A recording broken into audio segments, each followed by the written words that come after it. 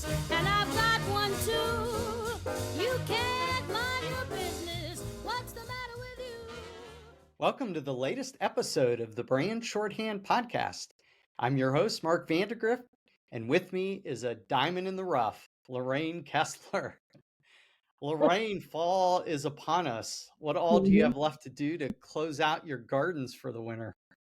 Oh my gosh. Well, there's always pruning, yard cleanup, all the sticks and debris from heavy winds in winter, then some harvesting and canning. I learned to can just a few years ago and have learned to really enjoy it. Very good. What'd you can this year? Well, I will make from tomatoes and my own sauce products, what we called our Sunday gravy. Mm, The Italian sauce of my family from Bari, Italy. And so I'll can that sauce and then have it for the holidays and whatever else. very good. You get a pressure cooker or you just do a warm bath? I just do a big, big pot and a hot bath, and that's the old fashioned way. Good. Well, for today's topic, I wanted to provide our readers with a small window into the work of our upcoming podcast guest, Roy Williams.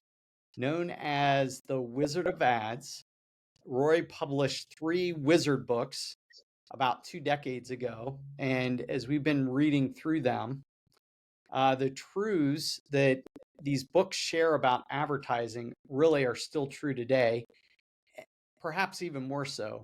Lorraine, you've been following Mr. Williams for a long time. Can you give us some background on how he's impacted you personally? Yes, I think, as a brand strategist, a communication strategist, um, Roy has really focused purely on communication Mhm. as an advertiser.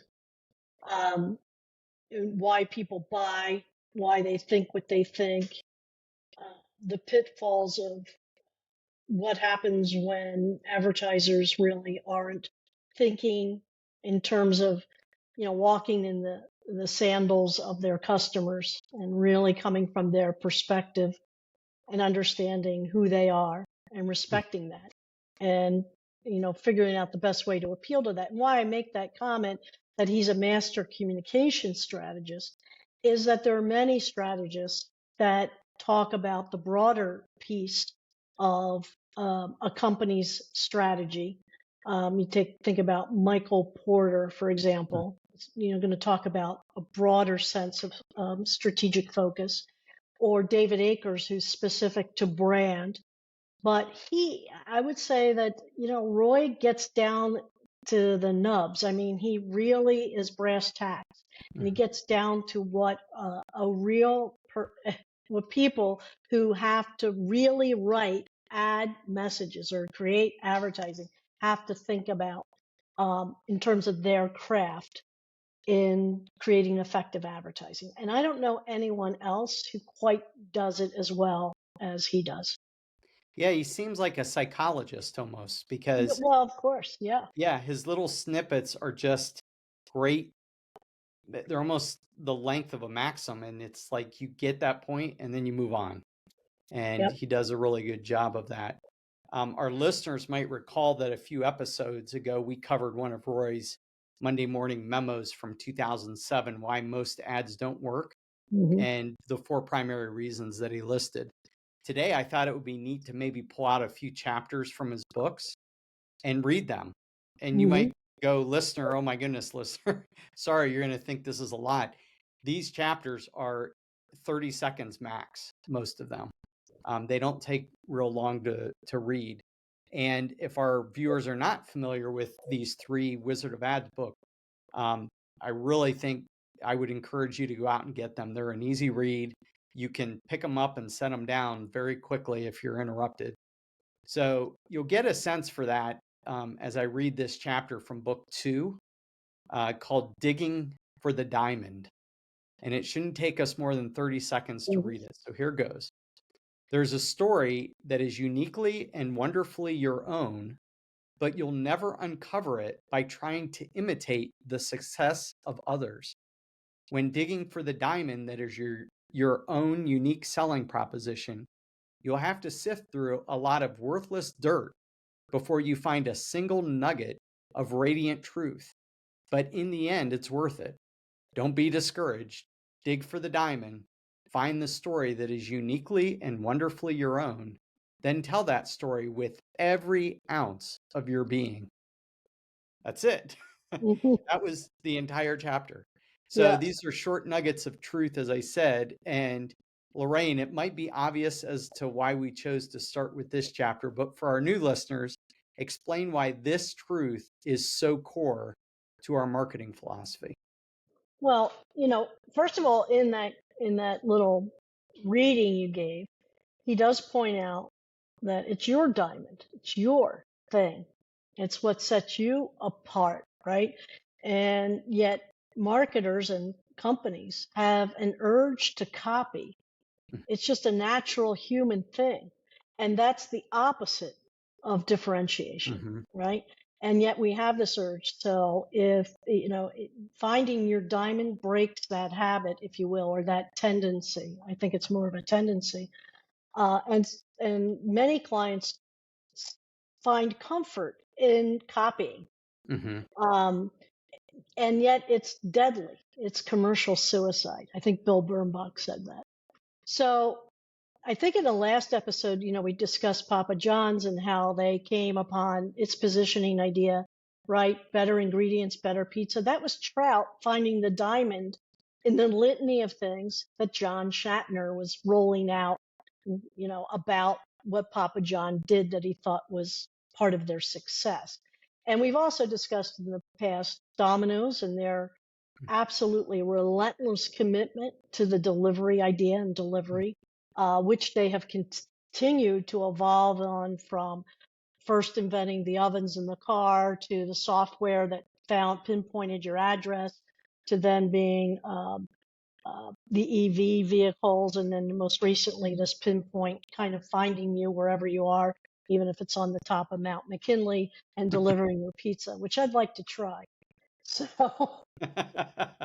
so you asked why is this so core, and it's because a brand can only stand for one idea in the mind, and the more meaningful the idea, relevant, and the more unique, differentiating, the higher the value, right? So I call this the R&D of the brand. So if you have a high relevance and a high differentiation, the value of the brand will be so strong that you'll not only sell more, but you'll be able to charge more. And that's really the ultimate goal of any company is profitability and corporate value.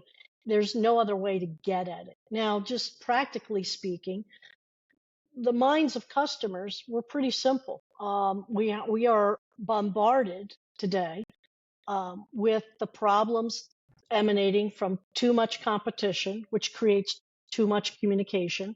So we've gone from over communication to hyper communication or hyper clutter, and we can't possibly take it all in. And then added to it is what we've talked about is this, media fracturing that has uh, created a huge amount of media overload, more than any human can take. So this has really exacerbated time poor people. Now, if you look at old ads, and I think it's really fun to go back, right? I don't think there's a better read on pop culture than to go back and what people were thinking in the day than advertising. You can tell, you go back to the 20s and you can see what the values were, the 20s, the 30s, the 40s, the 50s. You can see what, I'm talking about, lifestyle values, the normal way people thought in their day, the operating systems. But you go back to ads from the 20s and 30s, and I think you'll find that they're feature rich, information rich, and they worked in that day. And why? Because choice was limited, advertisers were few, time was available. Well, it's a totally different environment today. So you can't think what worked then is going to work now. So today, the more you add to a brand, the more you detract. So I think that the core of this is to find that simple idea, that diamond, And that diamond is characterized by a strong R&D, both relevance and differentiation, and then fuse that idea to your brand name so that the two become synonymous.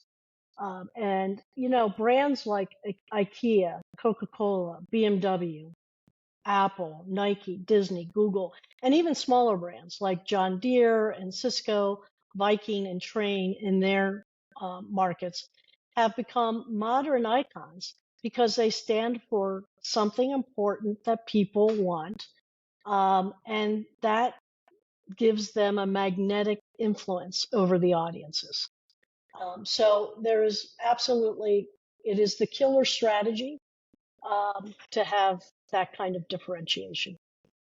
Well, and he picked out diamond. That was a good word to use since you said Yeah. that's the highest value, and we know that's the highest value stone. Yeah. It's interesting because he never uses the word position, but he could have easily swapped out unique selling proposition with the word position. While we don't consider those concepts perfectly equivalent by definition, this description not only points to positioning as we know it, but we also have the answer to how to dig for the diamond, which is our appreciative discovery process. Right. So, I know we tell a lot of people, well, think of your USP versus position, but I think you have a perspective on how those vary. Yeah, the USP unique selling proposition was developed by Rosser Reeves as a concept, and his book is seminal, and anybody in advertising should read it if they can find it. It's hard to find, but it's called Reality in Advertising. And he was really a genius in the industry, and he came up with the unique selling proposition. And he insisted that an advertisement or commercial should show off the value or unique selling proposition of a product. The one reason the product needed to be bought relevant to its competitors, and that the ad should show that off, not the cleverness or humor of a copywriter. Okay. Mm-hmm. So now that was foundational. But Trout and Reese, who wrote Positioning, and Trout acknowledged many times that positioning really is a genesis from the USP. It was an evolution of his idea. And the reason it's an evolution is as markets got more complex, products got more complex, and positioning is more expansive. It goes beyond the narrow definition of just a product as a tangible product. You have to remember Rosser Reeves lived in the era where America was mass producing products, right? Putting them on grocery shelves in mass. So his USP was very product focused. I think positioning goes deeper, it goes broader, it encompasses brands, companies, services, and finding an idea. And it's more prescriptive of things that USP was specific to a product. I think positioning is more prescriptive of corporate behavior, your belief system as a corporation or company that makes products or goods, structure that you're going to have, your operating systems. So it's really USP to the extreme. Mm-hmm. That's a good delineation. Mm-hmm. Well, next up is a chapter from his first book, chapter 8, called Home Movies. And I thought this was so well illustrated. This one really, it just tickled my funny bone. It's slightly longer, but he does such a great job of pointing out the subtle difference between good marketing and bad that I'm just going to read the whole thing. So here goes. It's called Home Movies. This is me at the Grand Canyon. This is me standing in front of Niagara Falls. This is me scuba diving in the Caribbean. This is an idiot showing home movies. The problem with home movies is never the content, but always the perspective. Scuba diving in the Caribbean is an adventure best experienced without some fool standing in front of the camera telling you what he had for lunch or what he's about to do. The genius of Jacques Cousteau is that he points the camera always at the underwater cave, the shark, the sunken ship, never at himself. We experience his undersea world and are hypnotized. Jacques takes us there. You see only the tip of the canoe at the bottom of the screen, the smooth, swift river ahead. The current quickens, and you hear a distant roar. The horizon draws near as the river shortens and the water grows more insistent. The roar now deafening, the current compelling. The tip of the canoe hangs for a moment in empty space, then tips sharply 90 degrees. You fall 186 feet in an eternal 3 seconds. Suddenly, the roar is gone, and all light disappears with it. You are momentarily in absolute darkness. Now light reappears and grows slowly brighter as you rise greatly toward the surface. This is how Jacques Cousteau would show you Niagara Falls. If you will write powerful advertising, you must point the movie camera of language to that place in the mind where you want the listener to go. The imagination can be a powerful thing, but only when the listener is a participant in your movie. Bad advertising is like home movies. In your ads, please never point the camera at yourself. You're just not that interesting. Oh my gosh. Oh my I gosh. loved that chapter. And again, that was a whole chapter right there. Well, I So, don't even think you're old enough to remember when people would invite you over to show their home movies when they made a trip somewhere. oh, I was. Yeah, Oh my slideshows. Oh God. my gosh, those Oh, slideshows. yes, it was just like, oh my gosh. And that's before I had the enjoyment of wine. So there wasn't enough Pepsi drinking in the world to suffer through that. Yeah, Roy's story reminds me of something that Bill Bernbach said, and that is that an idea can turn to dust or magic depending on the talent that rubs against it. I mean, it takes it takes enormous talent, not just writing talent, but talent to put yourself into the world of the audience Mhm, and to make that connection through imagination so that they feel that they're part of the story, that you've actually, have brought them into the story. I mean, if you bore them to death, BORE, mhm. right, then they won't board, BOARD, ARD. in your journey or on your journey. So the difference between that is really what Bernbach says. It's going to turn to magic or dust depending on the advertiser's skill. Yeah, and how many times have we seen that? We get a great, we find the diamond, Hmm. right? Yeah. And then we'll have, I don't know, call them short clients, not long lasting clients. They go away and they think they can execute on it. And then it dies and they go, oh, you didn't get the right idea. No, you didn't get the advertising right. Right. And it hasn't happened a ton. I mean, most of our clients follow through with us dramatizing the position. But talk about, I mean, how much advertising just points to these companies today and it's just boring stuff. It's banal. Yeah. Yep. Yeah. And, Okay. hey, I don't think people need more information to bore them. I think they've got a sufficient amount of advertising and information. Yeah. Yeah. Good. Well, there's one more we'll go through today. Um, and I know our listeners don't want me reading a book to them for very long. Hmm. But again, this chapter is probably a little bit longer than 30 seconds. So I'm going to jump past a few items. And in this day of targeting, it probably will come across as a bit controversial. But as you say, Thing One, Roy is always the provocateur. Hmm. Here's a portion of this chapter from his first book. Advertising began to deteriorate the day we let the scientific types get involved. Now, don't get me wrong. I think there's a place for every type of person, but scientific types should stick with things scientific. Unfortunately, someone forgot to lock the door one day, and a scientific type slipped in and said, the secret to more effective advertising would be to reach the right people. I wish I had been there. I would have casually turned to him and said, it's not you, or it's not who you reach, it's what you say, stupid, and ended the whole thing right there. But I wasn't in the room. And since he was a scientific type and his idea made sense, everyone began walking in circles, mindlessly parroting, reach the right people, reach the right people. The problem is that advertising is not scientific.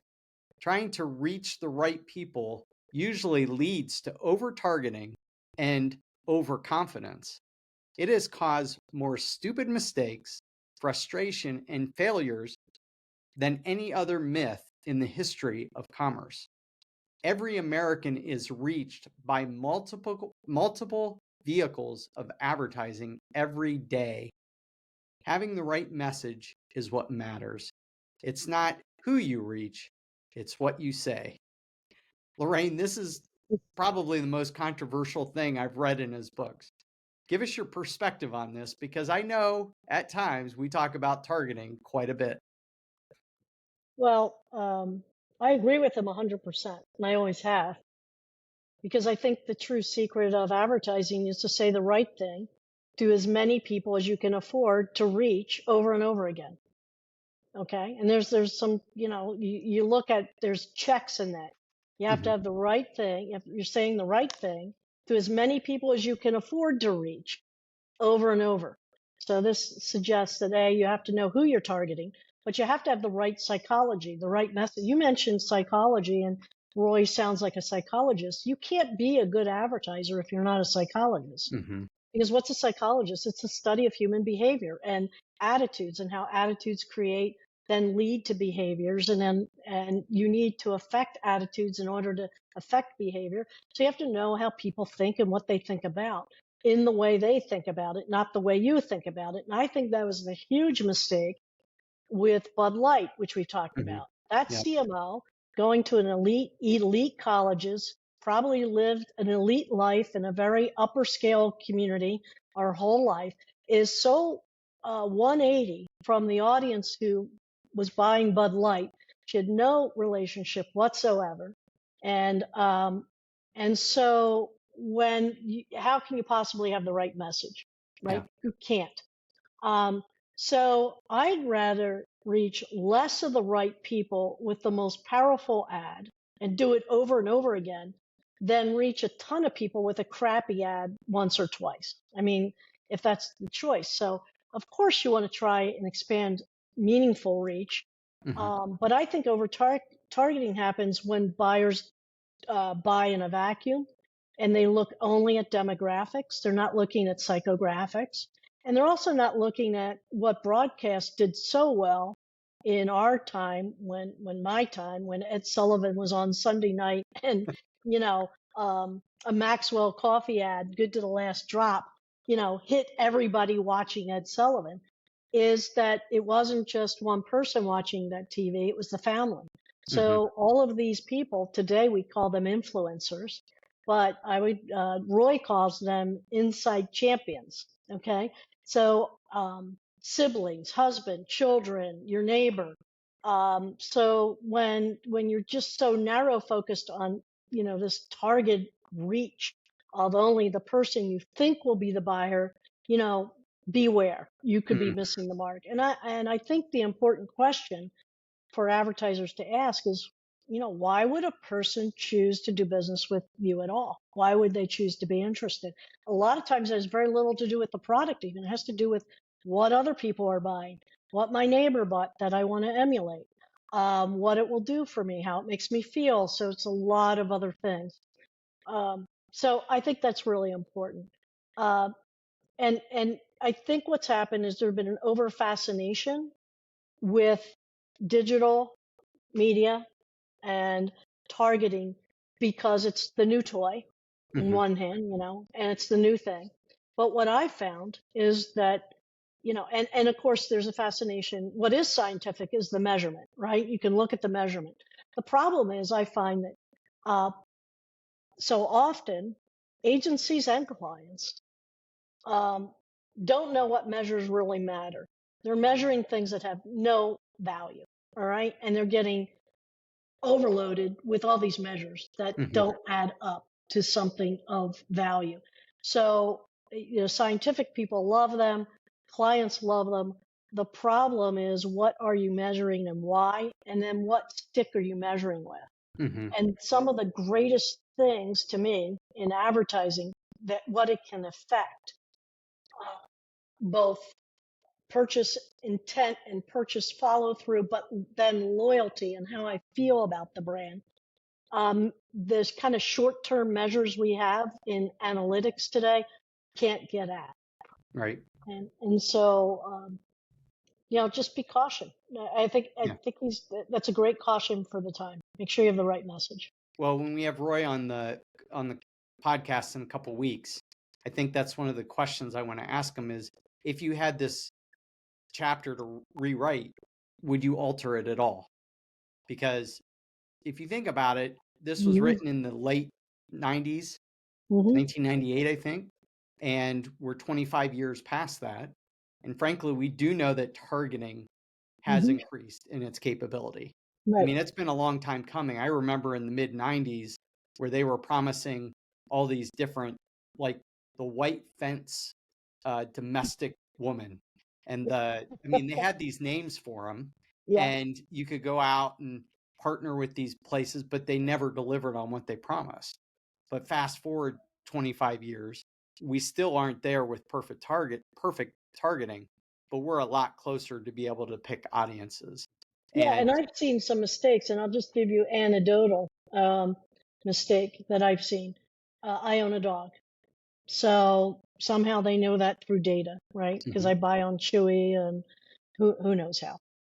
And I watch a lot of streaming programs. If I see one more farmer's dog ad, I'm I'm going to find the agency and the makers, and I'm going to do something terrible, right? I am not their customer, but all their targeting would tell them I am. Yeah. All right. And so not only do I see the ad with some frequency that I would recall it, I see it with ad nauseum. So it's to the point where I'm irritated. Now, Hmm. most of the clients we deal with will never get to ad wear out. I would Right. love to have that be a real problem. I remember that became real big in the 1980s and 90s, this idea of ad wear out. Well, we don't have clients that spend like Nike or Farmer's Dog. So the chance of that, the chance Yeah. of clients spending far less than too much is much greater, Yeah. spending far less. So they just Wouldn't it don't be spend nice nearly. to have a please opt me out button for individual brands as you're either watching TV or you're on your phone or something like that? I mean, it would be a service to advertisers if someone said, I'm just not going to be your customer. Right. But I know you can block things in certain ways, but Oh, Mark, that's a genius idea. I'm And talking like literally an easy opt out button. I'm telling you, we should, if you could invent that with your techno mind, that would be worth marketing because Yeah. it would actually be a value to I would consider the brand being really in tune. Hmm. So even though I wouldn't buy it, but I would credit it, so I wouldn't have these negative feelings. But then, every time an advertiser reaches a prospect that is not going to buy, that's a zero return. If I were the marketer, I'd want to remove as many zero returns Hmm. from my marketing mix as I possibly could. So you telling me that helps me enormously. Yeah. You know what advertisers fear, though, is Mm, that we're all going to opt out of all advertising, which right, I don't think's true. I mean, I appreciate certain ads and need to be reminded of those things at certain times. And I don't mind new ads coming aboard. That's the other right, thing. I mean, right, you can show me a new product or something. I don't know if I would want it yet or not. right. But I mean, it's like we shop at a Giant Eagle and they have an affinity card. And for years, I mean, talk about not using data. We've been getting cat coupons for cat food and cat products. I'm terribly allergic to cats. I mean, how stupid is that? Right. But apparently they have not gotten the message on that. So I Yeah. don't know. I It's, think the bottom line is you can't do these things on auto yeah. mode. You have to be thinking strategy all the way through and making really well informed system two thinking Hmm. decisions, not system one automatic decisions. You Yeah. really have to put in the time and the mental matter on the message, on the audience, on the targeting, on the measurements, what really matters. That's going And to it, get worse though, mhm, because with all this AI stuff that everyone's touting to make better decisions, I've only seen AI make bad decisions so far, honestly, in most yeah, cases. Not, I shouldn't say it's universal, but AI is not the solution. But what it's going to do is we're all going to stop thinking. yeah, And so, oh, well, AI is smarter than me. So I'm just going to press a button and I'll sit back here and look at my social media. I think it's going to actually get worse. And I don't yeah, think we're going to invest the effort that is the application of the human mind, which is an amazing, amazing creation. hmm Um, eh, because we want to go paint our nails or play sports or bet on our sports or whatever it is that people do in their off time. Um, I think AI is going to become yet another crutch, unfortunately. Well, I think the thinking person will always rise supreme. I Hmm. have hope because they'll be able to think through those fallacies. But there's no doubt that people want to push a button and make it happen. Yep. And that's what AI gives them. Yep. And if it did a good job, great, but I'm not seeing that. Yeah, So yeah, anyhow, well, this is amazing stuff. I encourage our listeners, our viewers to go get Roy Williams books. They are on Amazon. Unfortunately, only 2 of the 3 are available on Kindle, but all 3 are available physically. So we suggest you try him out. hmm Assuming our schedule holds up, he'll be on air in a couple weeks, and we encourage you to tune in and learn from the Wizard of Ads directly, where we'll be asking him questions. If you'd like to submit a question ahead of time, email me at mark@innismajority.com. Otherwise, we'll close for the week. Thank you to our audience for viewing and listening. Please like, share, comment, subscribe, tell your best friend about us. Then join us for our next episode of The Brand Shorthand as we discuss the core concepts of positioning. Until then, have an amazing day. Business but my own.